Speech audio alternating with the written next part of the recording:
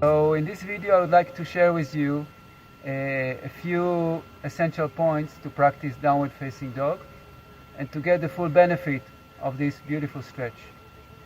The downward facing dog is extremely beneficial if you do it in the morning because it really stretches all the yang aspect of the body and allows you to really rejuvenate and open your whole body for a new day.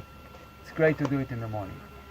Okay, so we start the downward facing dog in the cat posture, and just to emphasize the movement of the pelvis, we just do a few times arching down and arching up, just to get clarity of the movement of the pelvis.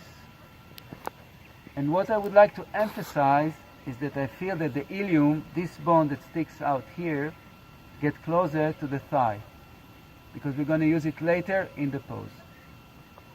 So, when I start to practice the downward facing dog, the first thing I do, like in other poses in yoga, I emphasize power by pushing my hands really strong, like a wild animal, into the floor.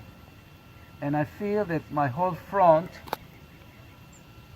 is like a door frame that gives a lot of power to support me in the pose. So this is the first step. The second step, I'm pointing my toes in,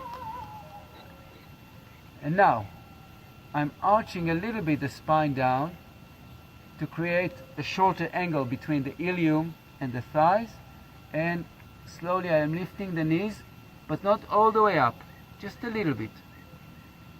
Second part is I'm pushing my shoulders towards the thighs, and here you might feel that you need to walk a little bit backwards. You have to feel the right distance. I go down until I feel that my back is completely straight. There is no arching. It is straight. And I go down and I start to stretch the knees. But here is the trick. We don't want to arch the lower back while we stretching the legs. We want to keep this angle short. So I'll demonstrate stretching and starting to stretch the knees and lower the heels down. And then you breathe into the pose. If you arch your back, you're canceling the whole stretch of the whole outside of the body, and then it's not so beneficial.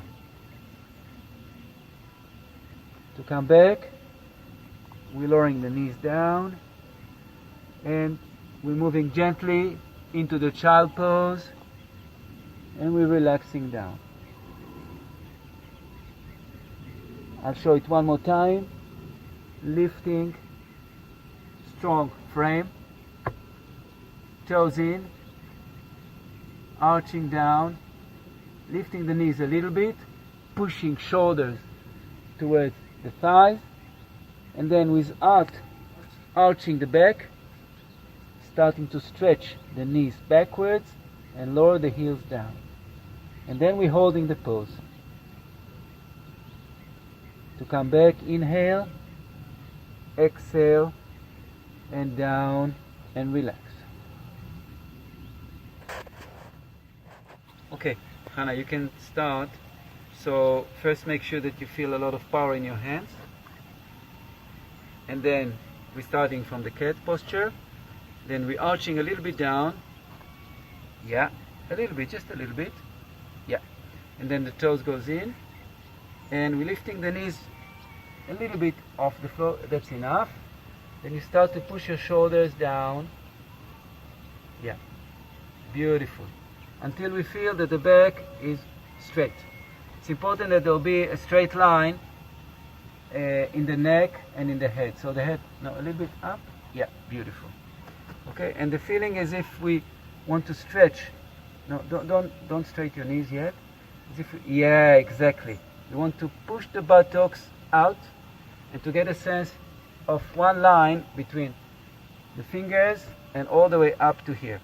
Now see if you can stretch your knee without arching here, so you're keeping the angle the same, as much as you can. It's more important to keep the back straight than actually to stretch your knee. Yeah? Beautiful. Now let's go down, slowly, slowly, slowly down to the cat. Yeah, and then you push down to downward facing, to the child pose. Beautiful, and you relax. Let's do it one more time. So you inhale, you're lifting up to the cat, arching tiny, tiny, tiny, toes in, inhale again, and exhale, lift the buttocks and push shoulders down. Beautiful, very, very good, wonderful. It's very important to keep a lot of power in the hands, yeah, and to push from the hands all the way up, feeling that the sitting bone are lifting up. And then if you can, you try to stretch your knees without arching the back. And you hold the pose, breathing to the pose, and we're trying to roll the shoulder blades out to create space. Okay, so just go a little bit further down. As well as keeping the spine straight, it's very important to create an opening as we're rolling the shoulder blades out to create space in the upper back. Yeah? Now if we can, we're stretching the legs, but if not, so we're just keeping it as it is, and with time we'll get more flexibility in the hamstrings. Okay, let's go down, beautiful. First the cat, and then slowly moving down and relaxing completely. Beautiful. Thank you, Hannah.